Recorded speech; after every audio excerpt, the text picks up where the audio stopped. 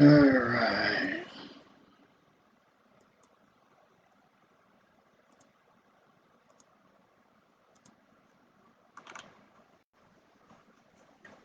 Let's check this out.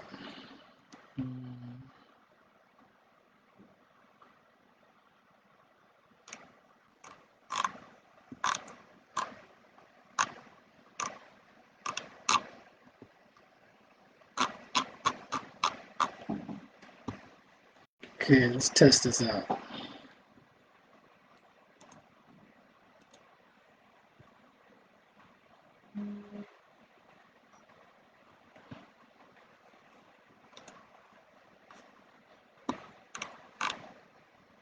Let's see if anybody coming in here. All right.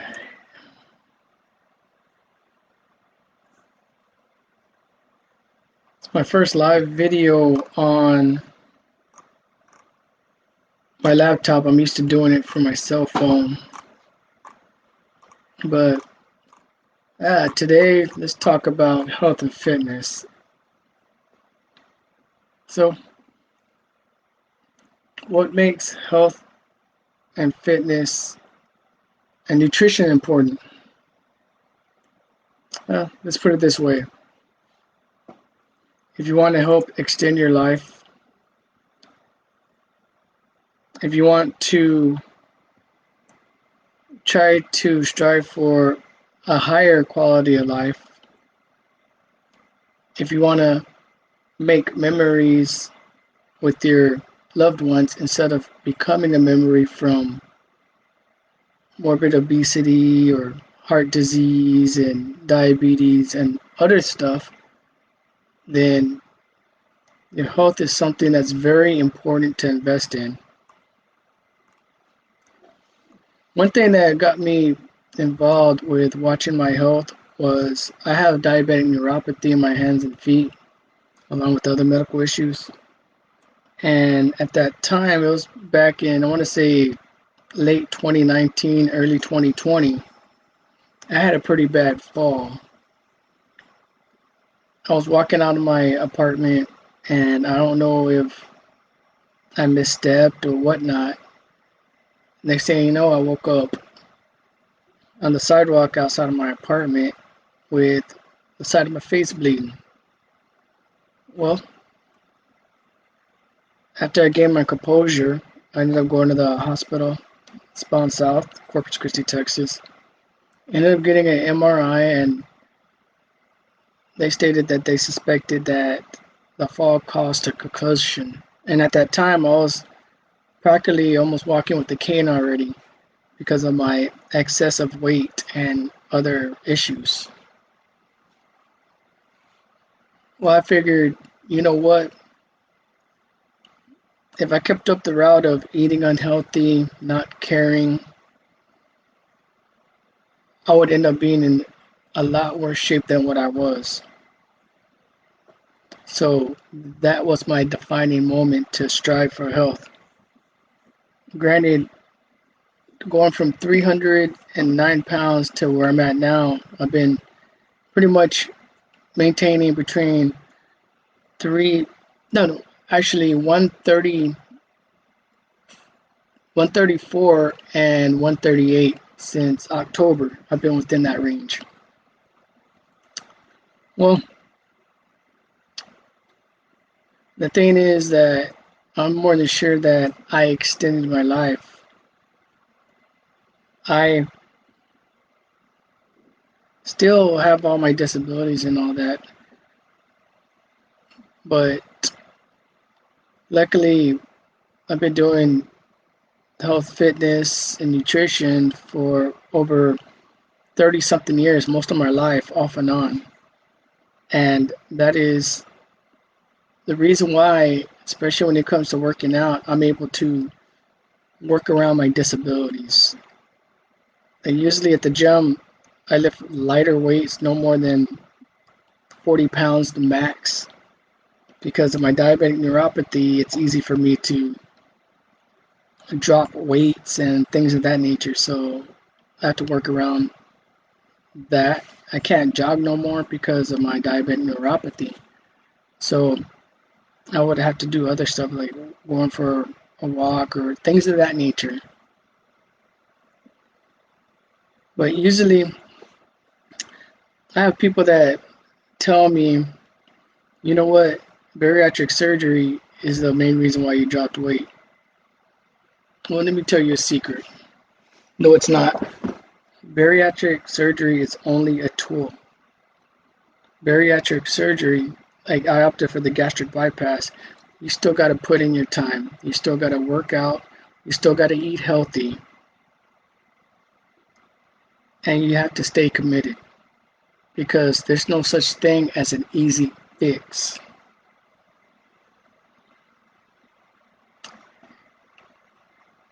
The main thing that helps me stay motivated is I treat every single day as it's each battle. Every day as its own separate mission. Get to the day, eat healthy, get my exercise on track, and strive for excellence while overcoming all the disabilities that I deal with. Back issues, nerve damage, a lot of stuff, but I still get it done. I work around them. Well, with bariatric surgery, especially specifically to gastric bypass, you can't eat starchy carbohydrates or else you'll have dumping syndrome and get sick. You can't eat that much food. So one of the best ways to help augment that is through the use of protein shakes. Because I've had numerous people ask me, are you able to eat so little but not look malnourished? Well, it's because I make sure that I get 3 meals a day and with the emphasis of protein, about 2 to 3 protein shakes a day. And also I take a TheraM multivitamin, multimineral, one per day. And I take roughly about 1,500 milligrams of calcium citrate. So that way my body doesn't eat out my bones or anything. I'm supplemented. With gastric bypass, your only type of calcium that you could absorb is the calcium citrate. All right, let's see what kind of comments that we have right now. Let me see if it'll let me read it. Oh.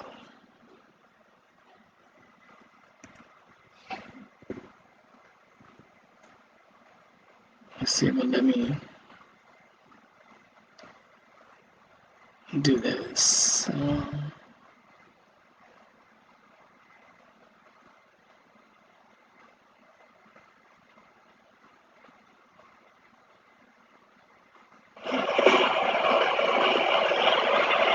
All right. Yes, God is good. You know what? God is very important in my life, and He is the reason for my success. You have to have faith. That's the biggest part of it. Faith.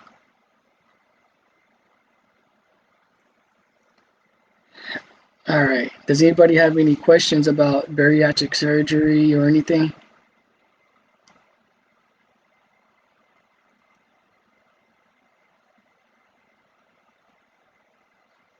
I don't see any questions right now.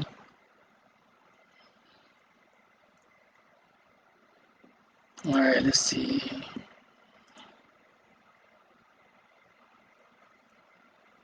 Oh, look, I found the comment section. I learned something new. All right.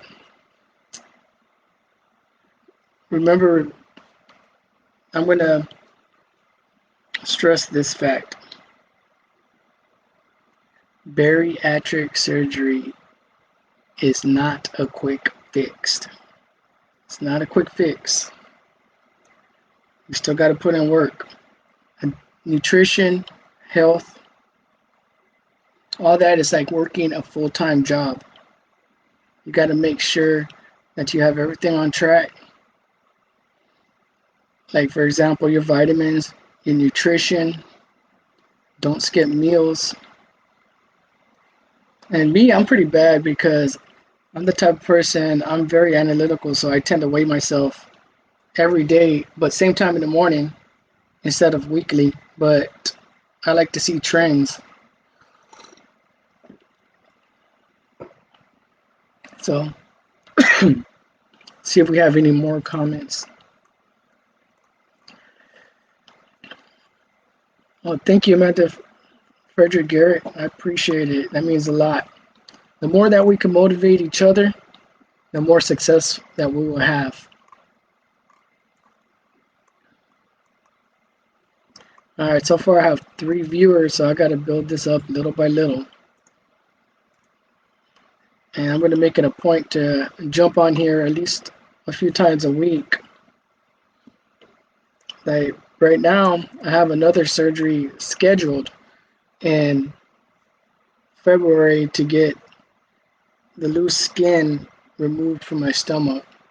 Granted, it's about, I estimate about 3 to 4 pounds of loose skin, but it's a medical necessity because it's been hurting my lower back a lot more due to the weight of it. But it's going to be an interesting experience because when it comes to surgeries or anything else, or even things such as changing careers or going to college, some people get content. And I'm a firm believer that nothing ever grows underneath a security blanket. You have to do stuff outside the box and be willing to do stuff that other people won't do in order to move ahead in life. And getting this surgery, I've added years to my life. I know it because my diabetes is pretty much in remission. Granted, the damage has already been done with the neuropathy, but I'm doing the best that I can to deal with the hand that I'm dealt with in a positive way with the help of the good Lord.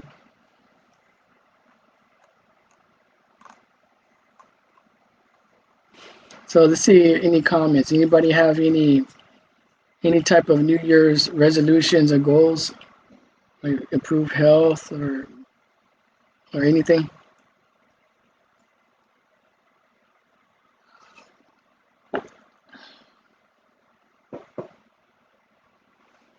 Let's see.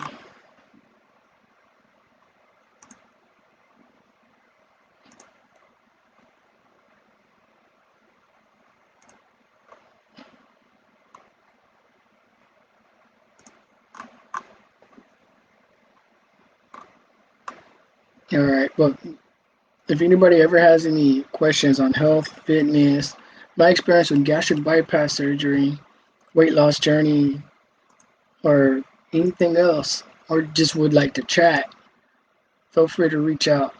My door is always open in the form of my social media inbox, and it's been people on numerous occasions that have reached out to me, and I make it a point to respond because I'm a firm believer we're in this together. The main reason why you see me with those obesity posts is because I know how much damage obesity and the epidemic could cause people.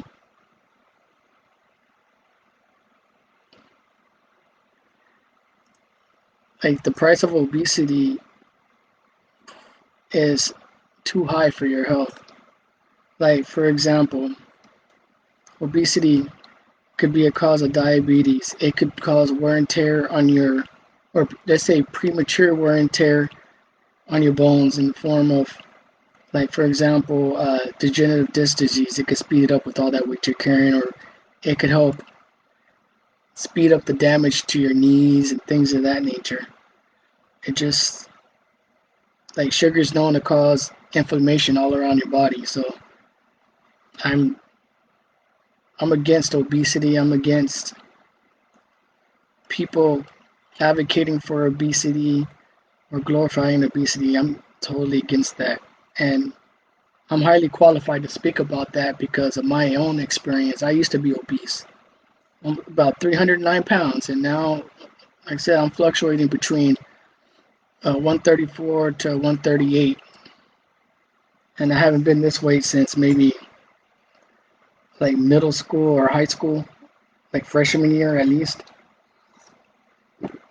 And I know for a fact that I made the right decision. Let's see, does anybody else have any questions? Daniel Vaughn, someone tie him down before he floats away. Might as well put a cape on him and a blue suit with red tights and yell out, "It's a bird, it's a plane, no, it's a skinny guy." Well, let me tell you a funny story, Daniel. When I was overweight, you know how windy it could get over here in South Texas, and usually a door will just fly open and I could just hunker down and the door will stop. Well, I was walking out of Chili's, and me being as light as I am now, almost went flying with the door when it flew open. So, yeah, that's a pretty interesting experience. And I know what you mean about that. I can end up airborne pretty fast. All right, let's see what other comments that we have here.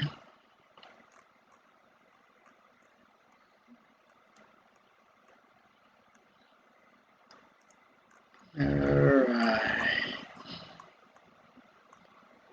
Let's see it in real time.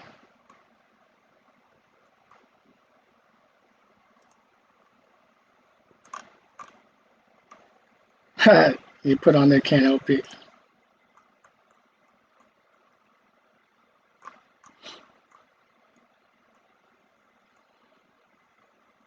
Yeah, does anybody have any questions when it comes to weight loss, bariatric surgery, or fitness, or working around disabilities for exercise?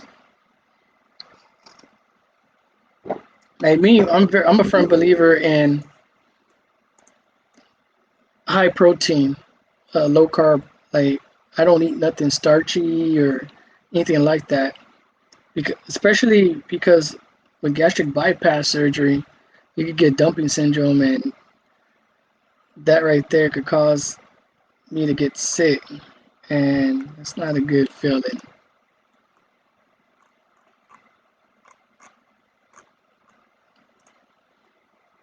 Okay, let me refresh this.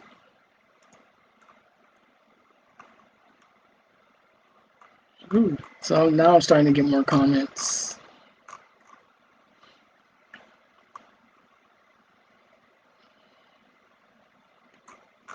All right, any more questions?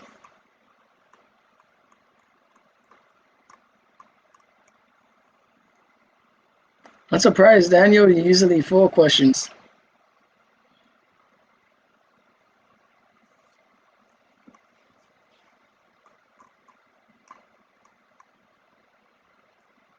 All right. Gym routine. I make it a point to go to Crunch Fitness as much as I can. It's a little bit harder when it's colder because of my neuropathy, and I feel that nerve pain and all throughout my spine and hands and feet. So I tend to keep my apartment on the warm side, and I have elastobands to work out with here at the apartment. But the thing is that one thing that I notice is that ever since I dropped a whole bunch of weight, I get cold a whole lot easier. The last time I went to the bariatric surgeon's office, they put me on a scale that also measured my body fat and stated on there that my body fat was 14.2%. So I'm pretty low and I don't have insulation like I used to. So I get cold very easily. Like when I was obese, I used to keep my apartment's AC on around 60 to 65 degrees. Now I'm cranking it up to about 80.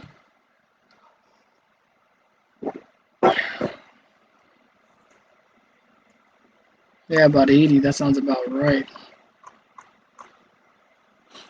Like it's crazy that the differences that you notice, like the struggle wise with being obese versus being thin. Now, like for example, this name some examples on what I noticed the difference between being thin and being obese. One of the biggest things I used to hate is when I was walking around at over 300 pounds was I would go to a restaurant and then they want to sit me at a booth, and booths to somebody that's obese could be pretty humiliating because sometimes you don't fit in those booths. So now I'm able to sit in the booth and have a whole lot of room in front of me. So sometimes I just think like, wow, I've come a long way. Another difference is the size of shirts. Like I'm able to shop at Walmart and find my shirts pretty easily. Well, when I was obese, I used to wear at my heaviest a 4X shirt. Now I'm wearing a medium, and then after the skin surgery, I might even be as a small. So we'll see what happens.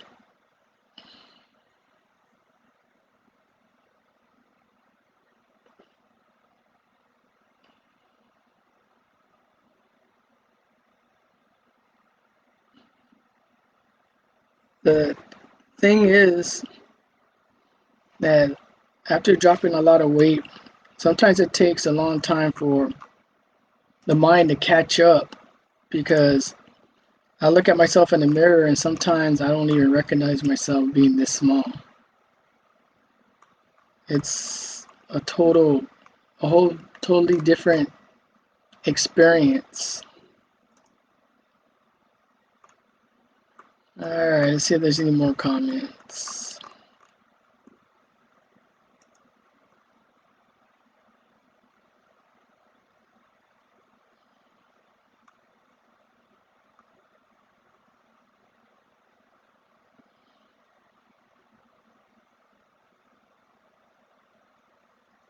Okay.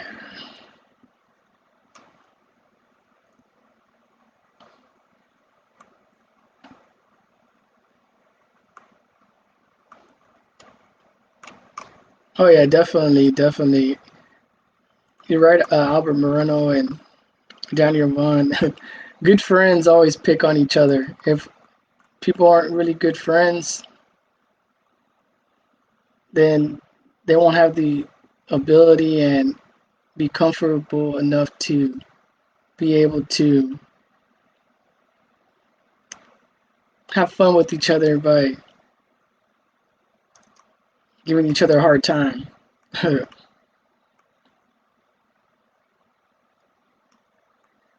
Albert Moreno, okay, you weigh 160, but you eat everything and don't gain weight. Well, you just have that metabolism that, you probably have a fast metabolism. But remember that when it comes to fitness, I would say roughly about 80% of it is what you eat.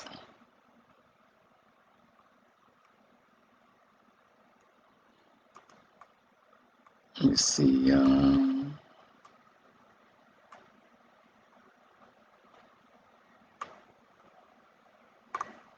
Let's see what else other people put on here. Yeah, Albert, it is a big change when you go to the gym, start working out. Um, the thing is that I make it a point when I'm at the gym to motivate everyone, especially the people that are really obese, Um, hold on, give me one sec.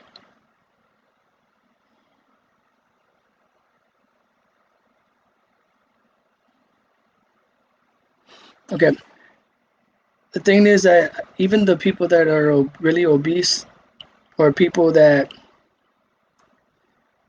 look like they're lost in the gym, I make sure I go up to them and talk to them and motivate them because the thing is that I have a whole lot of respect for people that are actually trying to work out and better their lives by going to the gym.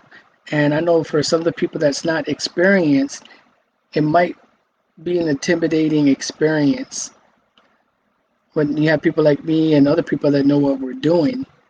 So it's important to make sure that we encourage each other and keep everything as positive as possible. It's one of those things that we're in it together. And fighting obesity is one of the battles that I'm passionate about because I've actually been hurt by obesity.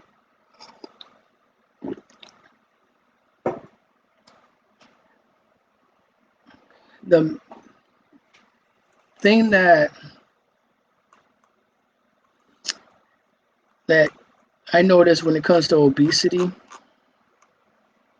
is it seems like everything changed once the government came out with that food pyramid where they put all the carbs at the bottom.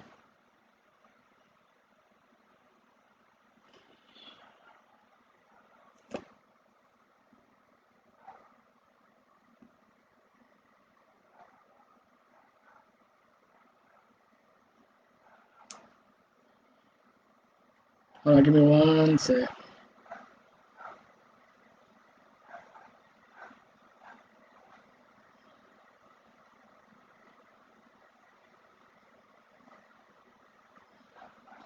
Okay. Well, the thing is that that's why I eat a diet. Or I hate to call it a diet, but the main things I eat are proteins and fats, mainly proteins, and that's what's making me pretty lean is proteins. But I make sure I eat because like, if you starve yourself, then your body's gonna just go into a starvation state, and that's not good.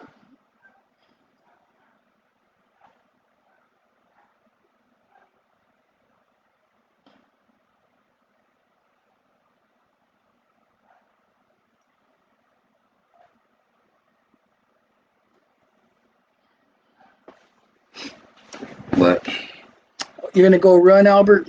Hey, that's good though, man. I wish I could run, but with my diabetic neuropathy, let's put it this way: after the last hurricane that we had back in 2017, um, I ended up looking at my feet and I found a roofing tack in the bottom of my foot that I didn't even know was there, and I couldn't feel it because of the diabetic neuropathy, the damage. So me trying to run or jog, I could easily injure or break my ankle or worse because I won't be able to feel the ground or I won't be able to feel if it's a misstep or something. It's just one of those things. But the only way I work around it is just go for a walk and just extend it.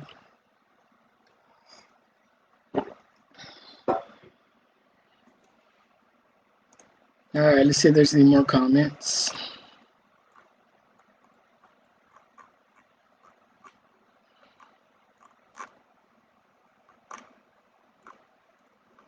So me, uh, Christmas dinner, holidays. Okay, this is what I'm gonna say.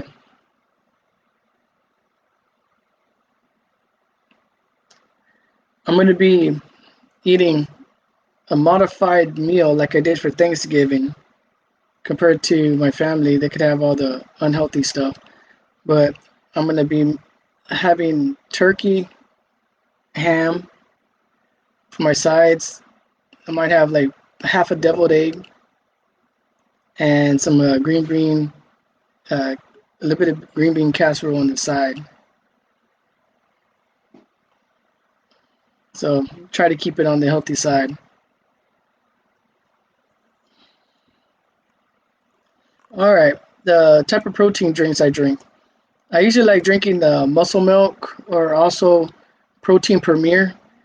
I try to look at a protein drink that has no or low amount of sugar, like no more than maybe 2 grams per container or below. So my two go-to is Muscle Milk and Protein Premier. And with the Muscle Milk, my favorite one is that chocolate peanut butter that you could only get at certain stores like Stripes. And I was able to order some on Amazon. And also I like the salted caramel from Protein Premier. That's also one of my favorite ones. But protein is one of the most important macronutrients to get after having bariatric surgery. Like, there's no such thing that I could recall of anything that's called an essential carb, but I've heard of essential fats and protein.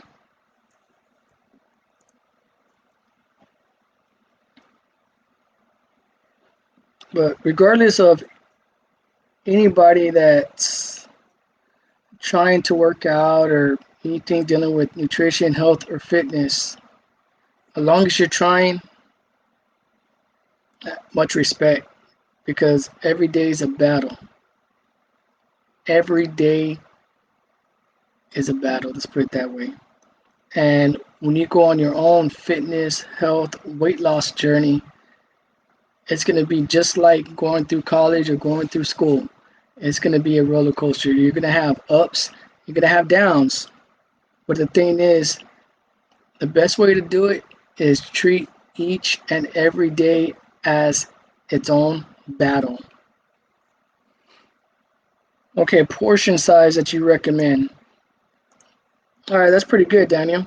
On that one thing that I noticed over the years, and me, I'm turning 42 in January, is that ever since I was a kid, I was born in 1981, the portion sizes have been getting bigger and bigger when it comes to restaurants. The thing is that you don't need that much food to survive. You don't need that much food, and you don't need that much food to survive. Like getting 4 or 5 plates of food or eating half a pizza or a whole pizza by yourself is unhealthy. Like, as long as you're give yourself moderate portion, like eat 1 or 2, maybe 1 or 2 slices of pizza, and work your way up to healthy eating. Sometimes it's hard to quit cold turkey like I did. Like have a little bit of a crutch and work your way into healthy eating. But the one of the biggest things that you could do is reduce the amount of food that you're eating, and also all those liquid calories like sodas and juices, sweet tea. All those are liquid calories and they add up really quick, and that's what causes a lot of the weight gain as well. But there's healthier alternatives, like for example, like black coffee, or let's say unsweetened tea with stevia that won't spike the insulin level in your blood, the insulin levels. Like there's a lot of stuff that you could do that would be a lot healthier than eating what's called or what's known as the standard American diet. But portion size, like for example, like a piece of meat, maybe the size of of a fist, and a little bit of other sides with it. Stay away from a lot of starchy carbohydrates, like for example, potatoes, also grains, Stay away from even wheat bread. Like all that's gonna end up spiking your insulin at some type of level.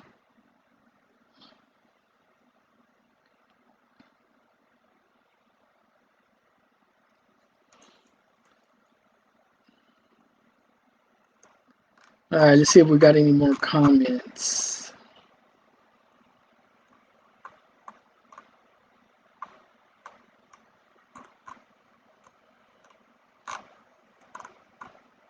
All right.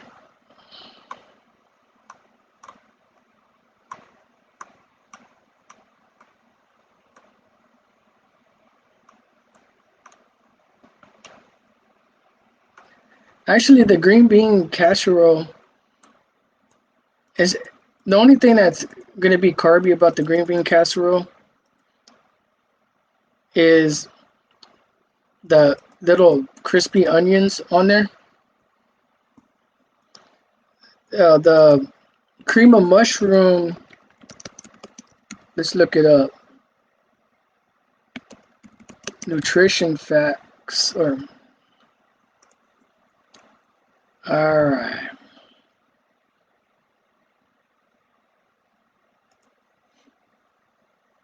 Okay, for 1 can of condensed cream of mushroom from Campbell's, you're looking at, let me see.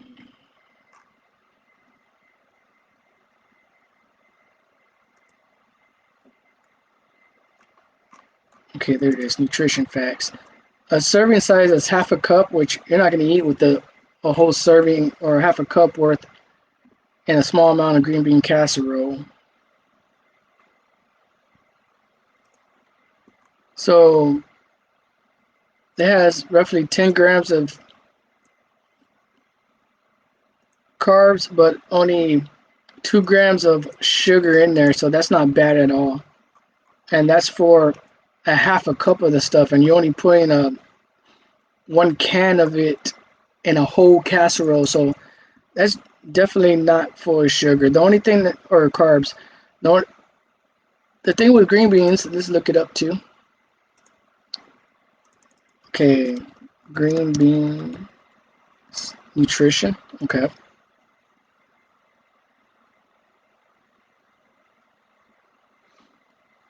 It has roughly 5.66 grams of carbohydrates, which 2.6 of it is fiber, and about 1.94 grams of sugar, which 2 grams is nothing either.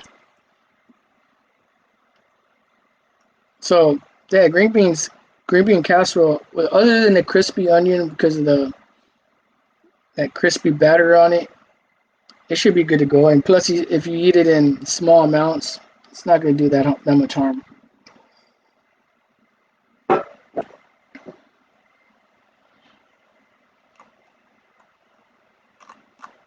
All right, let me refresh this. See if there's any more comments.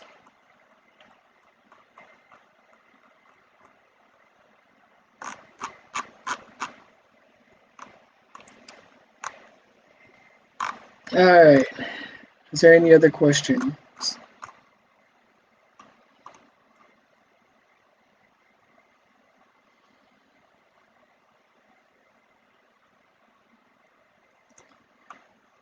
Yeah, you're right about that, Sandra. Anything under 15 grams if eaten by itself and 3 hours at a time is considered a free food and won't spike sugar. Yeah, you're right about that, Sandra. And another thing too, that if it's mainly proteins, because how it works is carbohydrates spike the insulin the most, the highest. Then you have that strong crash. While proteins, you just have a little moderate spike, but not much. Fats, you don't even have much of a spike at all. So you could still eat a high protein, high fat meal, either one, and not really spike that insulin compared to if you eat a meal full of carbohydrates.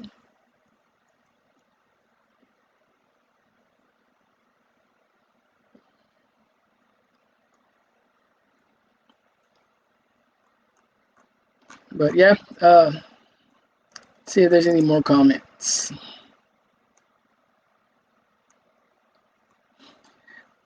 No, Sandra, I'm not drinking collagen anymore. I haven't since I had the bariatric surgery. But I'm going to go ahead and research that to see if it's something that I may add back into my coffee.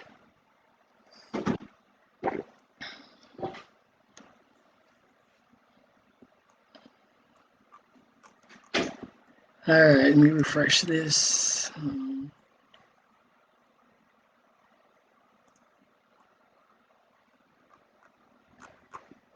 All right. Okay, so this is going to end my live video. I'm going to keep active on doing Facebook Lives when it comes to health and fitness, and also I might get into maybe some political ones as well. But I appreciate everybody that jumped on, and feel free to reach out. Use me as a resource. Merry Christmas and God bless.